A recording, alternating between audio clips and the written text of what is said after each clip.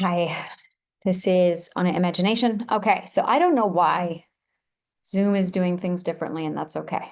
I can do change. Now, in my previous video, I was talking about living afraid of becoming prejudiced.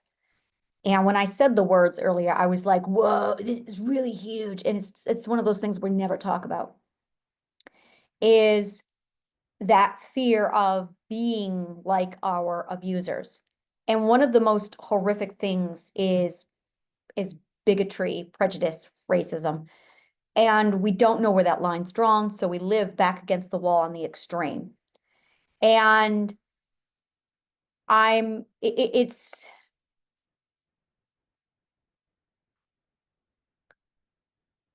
I'm in a new territory, and I've been in my comfort zone for so long that am going, I've got new territory here. And I have all of my armor, I have all of my tools, I have all of my equipment.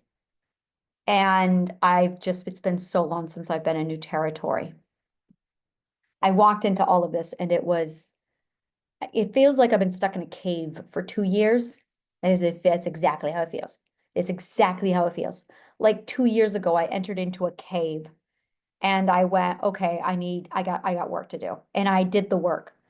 And then I went, okay, now it's time for me to step out and try to socialize. And then I stepped out of the cave. There was a tiger out there, and I went back into the cave. And I went, all right, I'm going to prepare and I'm going to go back out again. I have done this now back and forth, preparing, go back out again, preparing, go back out again. And I finally, at the same time, I realized, okay, that's not the door. That's why there's a tiger there, is because that's not the door. So then I realized that there was a different way out of the cave and I needed to find it. So I've been running through doing the work, going, I'm looking for the right door. And I had all of these doors available, and I'm just going, yeah, that's not where I'm going. And people would ask me, well, where are you going? And I had the Ashavana curse. And I'm sitting here going, Ashavana curse.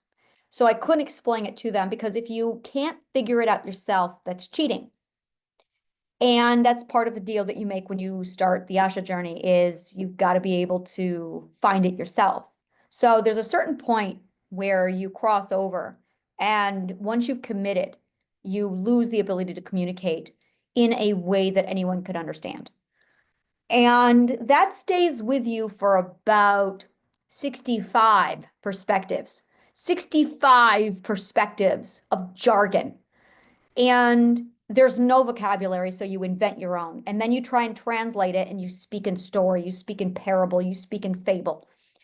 You use metaphor because you have no ability to communicate. And I have witnessed, watched, experienced all of everybody doing this. And I'm sitting here going, oh, yeah. I finally reached a certain point, and I was able to finally speak.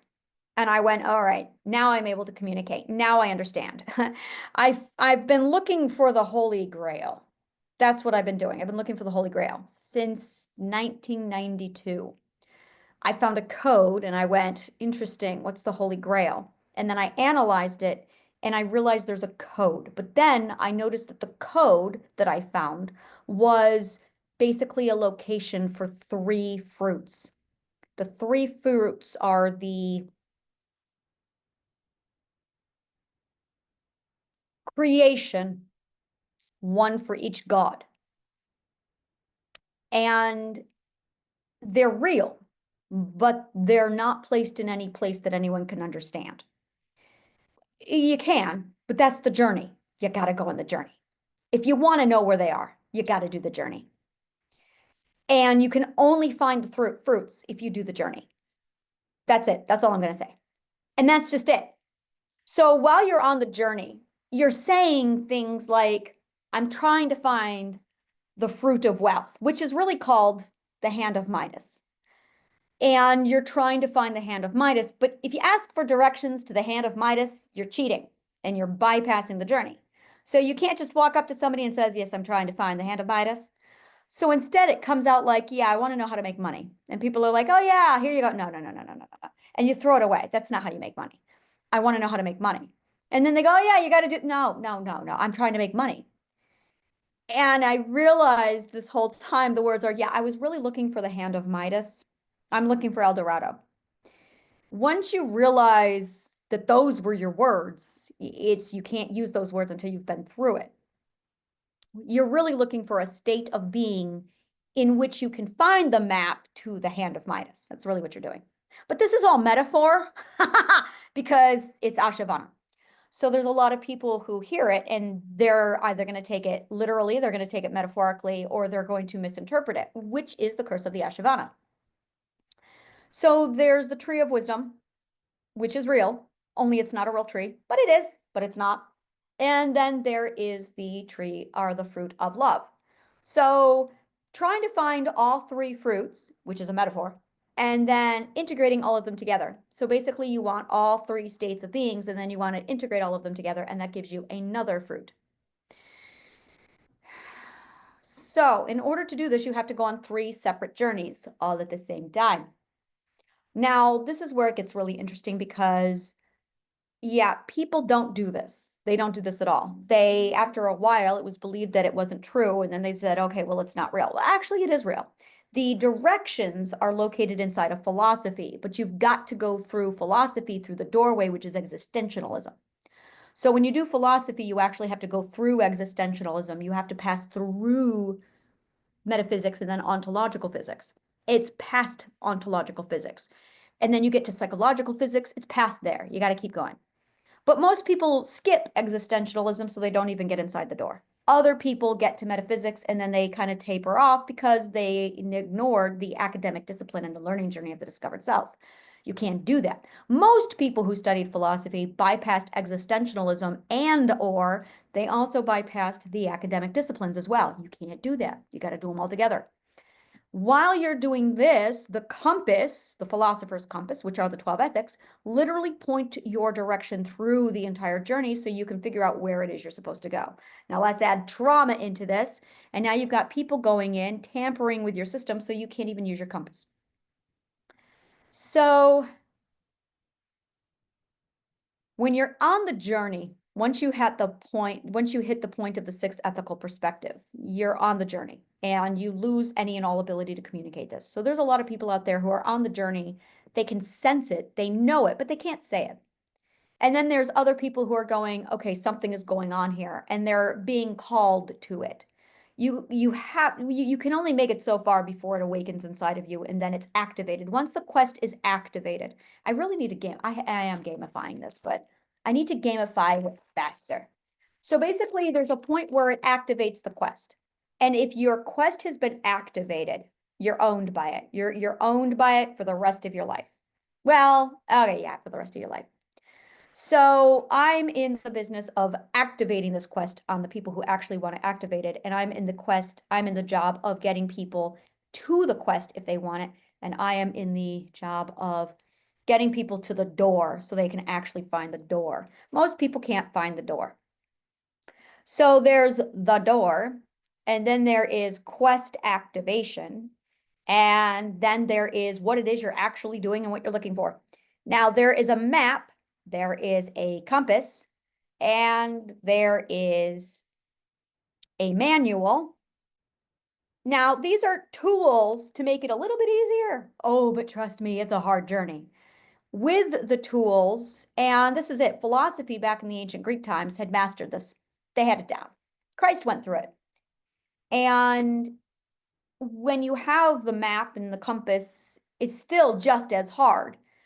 And to do it in its entirety, full completion, it takes about 30 years to do all of it. Yeah, which is about the same time it took me to do it, 30 years.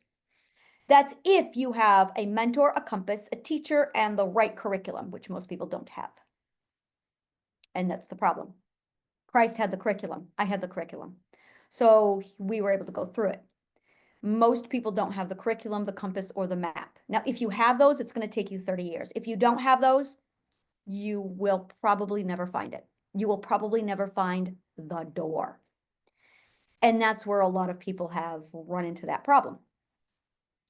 So once you find the door, you're pretty much set, but you got to find the door. And then it's a journey. It's a journey. So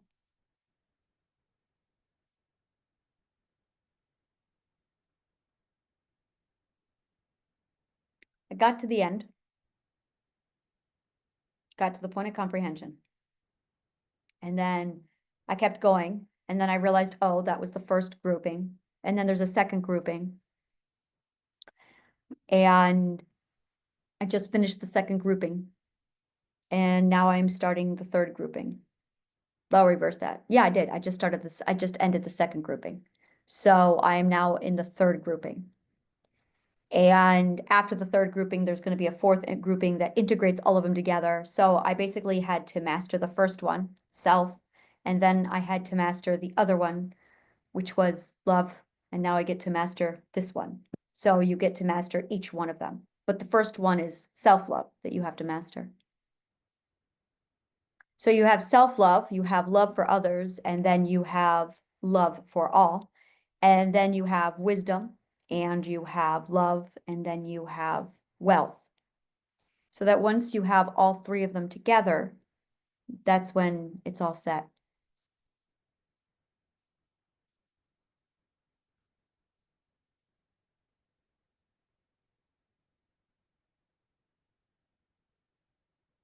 Most people only focus on one of the fruits, though, which causes a great imbalance, if they're even pursuing them at all.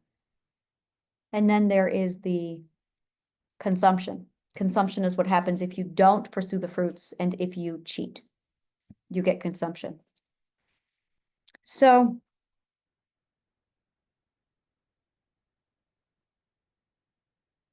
I felt like I was stuck in a cave for about 2 years. And I finally found the door. I opened the door and I found this gorgeous golden stepping stone path. And it's definitely not my comfort zone, which is great. And it's an adventure. I'm able to step into it now. It's got everything I've been needing. I'm following the path.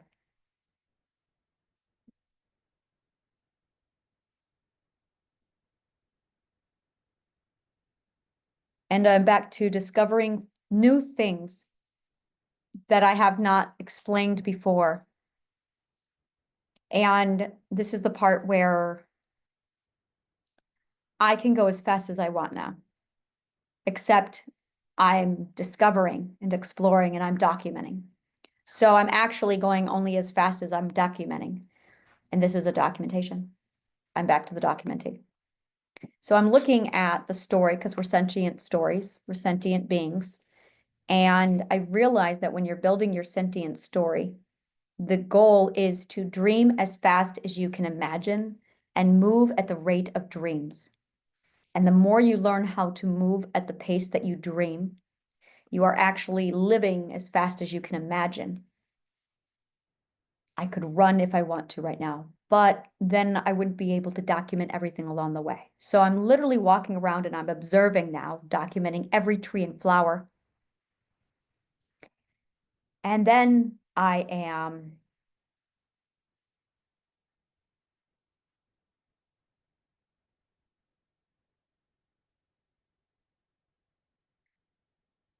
I don't know why I'm supposed to document this. I just know I'm supposed to. And I don't know why I'm supposed to be doing any of this, but I just know I'm supposed to have to. This is my mission. My mission is to document all of this stuff. And my mission is to write it all down, do a diary of it, document it, report on it. I don't know why. I do. I do. I know exactly why. I don't want to talk about that though. So I document it all down. I record all of it. I've organized it. I'm definitely in Universe B. Universe B is a hoot. And in order to continue from here, I have to describe the scenario. I have to report on what I know. I have to do my live journal. So this is the captain's log again. So we're back to the log, the blog journaling. And I think that's it really, is I'm back to the logs. I'm back to Universe B. So here we are, day 2. It's a strange universe. Everything is weird and different here. You can only speak in story here. You can only speak in metaphor. You can only speak in poetry. From this point on, everything is just theater and stage, and it's really fucking weird. That's exactly what it is. Because in order to communicate as quickly as you need to with the speed in which everything moves at this place, you've got to tell it in story or else you'll miss it. So you basically do the whole thing in recitation, hoping that your ability to translate all of this in theater and stage will allow you to keep up with it all because it's about to get really a lot faster. It's literally the speed of theater, which is really fast if you know what I mean and you've actually been on stage. It goes really fast. It's a dance. You got to know how to dance, and then you got to know how to keep up with it. So the first 70 perspectives is you just learning how to dance. After the 70th perspective, you're learning how to keep up with the dance. And then there's going to be a point where you just dance. That's what I'm looking forward to. Give me 3 months, I'll be there. So, and all I can do really at this point is just talk in metaphor, talk in abstractic. So now I'm back to the lab again, where I get to talk in complete abstractic terminology. But the good news is I'm finally out of the cave. I finally made it out of the cave. And I can feel the amount of downloads that are coming. I really hate the word downloads because it's not really a download. It's a mining crap out of the universe, and I'm mining it. And I'm just looking around at this point. I'm not even mining it. I'm just looking. I'm looking and I'm going, ooh, and then I'm sitting there writing it all down because it's amazing. And I'm just trying to journal and write down everything I see. And I'm thinking that probably the best, most effective way to do this would be me writing a nonfiction fiction book. A nonfiction book in the abstract. Oh, now that I can do. Now that I can do. I'm going to do it. It's going to be on as nonfiction, the journals of the abstract journals. Now this I can do. This I can do. I'm going to write the abstract journals. Now Nietzsche tried to do this. I feel really bad for him. But he was in the Asha journey, so it just came out of a whole lot of jarble. And then a whole lot of exoteric people tried to translate it, and it's like, dudes, you got to be in the journey to understand what he's saying. So I'm going to do this book. That's it. That's my only option. I got to do this book now. It's going to be a nonfiction abstract journals, the abstract journals. I feel like Darwin. And I just showed up on this weird island called the Galapagos. I love that word, the Galapagos. So I just arrived on the Galapagos of the abstract Galapagos. It's exactly what it feels like. Writing that down. The Galapagos.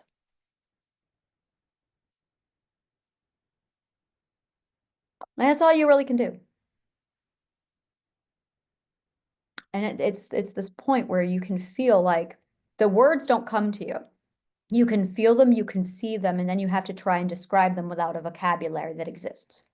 So then you have to invent a vocabulary. So then you have to go back. Oh, and I'm also doing alchemy at the same time. Oh, that's fun. So I'm playing around with alchemy while I'm also doing the abstract journals. Did I mention that Universe B? It's really weird. So that's it right there. I'm doing my alchemy. I'm doing the abstract journals. I'm at the 73rd ethic. It's weird.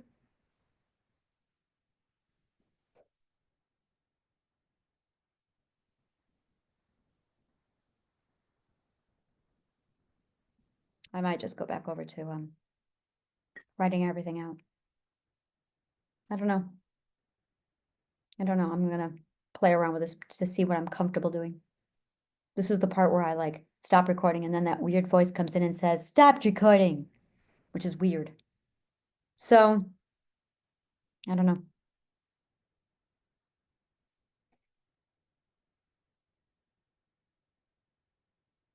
I'm back to pioneering again. Okay. End log.